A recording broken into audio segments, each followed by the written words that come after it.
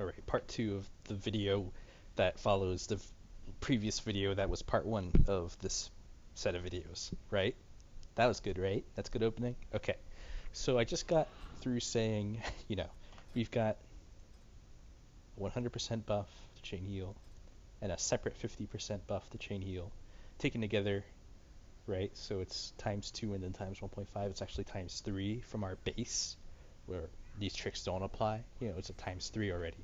Um, so those are the main things as to how chain heal gets crazy. Um, it's also just in general, it's a very smart heal, so it tends to be pretty efficient. Um, and again, with the chain heal glyph, it will tend to reach the people who need the healing. Um, Not always, but tends to. But there's more even. Um, More tricks that I like to go through. So, uh, for example, I'm more haste heavy than the typical enhanced shaman is. Not that haste heavy typically, or not typically, but as my eye level has gotten higher, I found that my haste was at a pretty comfortable level. As in, I couldn't imagine needing to put out more chain heals as I was, and because our content we were encountering sort of needed more DPS, I started going more mastery heavy, but that was only very recently, 570 high level and more, that I started going more mastery heavy. Generally, I am still pretty heavy on haste, and haste isn't a bad stat for enhanced shaman because we get that multiplier on flurry, right? So, find flurry. Where's flurry? It must be passive. Flurry. After dealing a melee critical strike, your attack speed increases by 15%. That's a base 15%. And you gain 50% additional benefit from haste granted by items. And that part includes spell haste, by the way. So it buffs your flame shock and it buffs healing rain.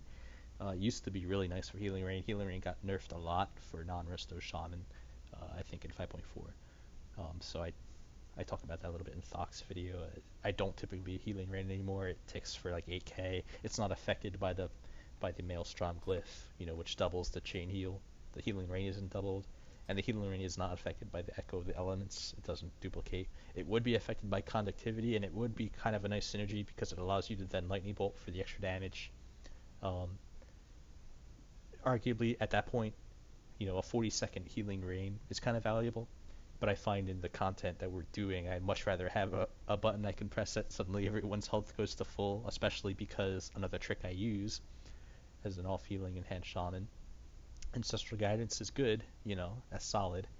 If you pop Ascendance, your damage done is going to be doubled for 15 seconds. Well, since Ancestral Guidance, all that's doing is converting your damage done into healing. If you double your damage done, double your healing done during that part. So actually, you can probably look at Iron Juggernaut video. I probably have one up. I save, or I actually don't save it, but I try to time Ancestral Guidance just right for when it's up to me to pop my Trank at the beginning of the sort of the second phase with all the knockbacks. So that's another trick. I know I'm not necessarily going in order here, and I apologize, but not really. So let's get back to the haste, right? So I got a lot of haste. That's 40% haste. More haste just means more Maelstrom weapon. The Maelstrom weapon procs don't reduce in chance with haste as best as I can tell. And I mean that in the sense that as my haste has gone up, I found I've gotten more and more and more Maelstrom weapon.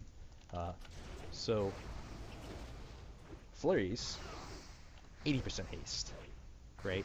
I'm getting more just from the fact I have flurries on 15%, and the value of every haste point is increased. So that's why haste isn't a terrible stat for enhanced shaman. It's not considered as good as mastery. The primary reason is haste doesn't benefit your fire elemental totem. um, Not to mention, of course, that even probably without fire elemental totem, mastery would probably squeak ahead of haste because it's just such a good flat DPS gain. It's pretty much affecting everything except your non-elemental damage, which is what, melee? I mean, I believe the Storm Strike is elemental. Everything here is probably elemental except maybe the Wind Fury. Probably is Wind Fury as well. And the melee. Mastery does not affect Lightning Strike as far as I can tell. That's the meta gem. It does affect the rocket boost in that heroic scenario. I can never remember the name of it. I think it's the rock cavern or something. You get that jetpack, you can jump on things. Your mastery actually affects the damage of the jetpack landing. Anyway, um, among other things, like the Amber monstrosity, right, in Heart of Fear. So I like haste. Um, Haste helps you put out more chain heals if you're looking at going an off healing build, sacrificing some of your DPS. That might be too much for certain people to sacrifice. The loss of the lightning bolt really isn't a big sacrifice, but the loss of how much mastery you go to haste is probably a bigger difference even than the fact that you're not casting lightning bolt. Um, Not necessarily sure on that, but that's my heuristic. Um, Crit chance is also good for getting more healing done, but we get so much crit through agility on our melee, and my flurry up time is so good at this high level that I really just try to get as far out as crit as possible. In fact, actually, I get out of crit quite a bit, but I've taken a lot of extra hit, and I'm actually okay with that from an off healing and a little bit from a DPS perspective, um, because as a dual wield class, we actually miss a lot with our melee. Can I on that dummy? Yeah, so I actually have quite a few misses. Every connected hit is another chance for a Maelstrom weapon. So it's not awful to go above that 7.5 on your melee. I do have more spell hit than I need as a result, but whatever, that's okay. Um, is it really okay? Probably not, but I don't care. This is what I do this for fun. Uh, I should have put that at the beginning of the very first thing. This is for fun. Uh, I don't really care even about performance so much as being a hybrid player and sort of watching lots of things. And I think if you have a tendency to like to watch lots of things, if you find that you like to do the interrupts, for example, I love doing interrupts in fights, or watching for little obscure things, or maybe kiting the extra mob in a fight. This is another way to branch out from just doing straightforward DPS, which I don't really enjoy. Um, and Enhanced Shaman is something that I do enjoy doing the DPS on, because there's so much rest time between your rotation, right?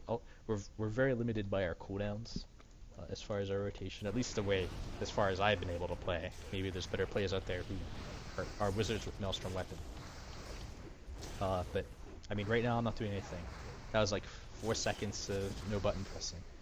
Uh, Lava Lash, Unleash, Flame Shock, another 2 seconds, right? And I've had Maelstrom Weapon up, right? So being good with that does add to the amount of button pressing you have to do. So what else with the tricks of off healing here? I'd recommend getting add-on called Click. It lets you set up, you can find guides on how to use it. It lets you set up, for example, that I have cast chain heal as a right button on a frame. So I'm not pressing a keyboard button, I'm just going over to my raid frames and right-clicking someone. I feel that makes it a lot easier to get those chain heals out there. As you can see, all the jumps from that Echo of the Elements. See if I can get more running. Just because it's fun. We don't have the mana to spam it. That's another lesson. And I'm getting asked to go do a dungeon, so is there anything else really quick? I find haste helps. Not the biggest deal. Generally, the biggest things I find that help me off heal are Glyph of Healing Storm. Absolutely need that. Well, you know what? You'd only do half without it of what I'm doing, so you might be okay with doing like a 40k healing per second on Thok. Whatever. But it's the best thing. Glyph of Chaining I really like, not on Thok, but lots of other fights. Makes healing Tortoise really easy, for example.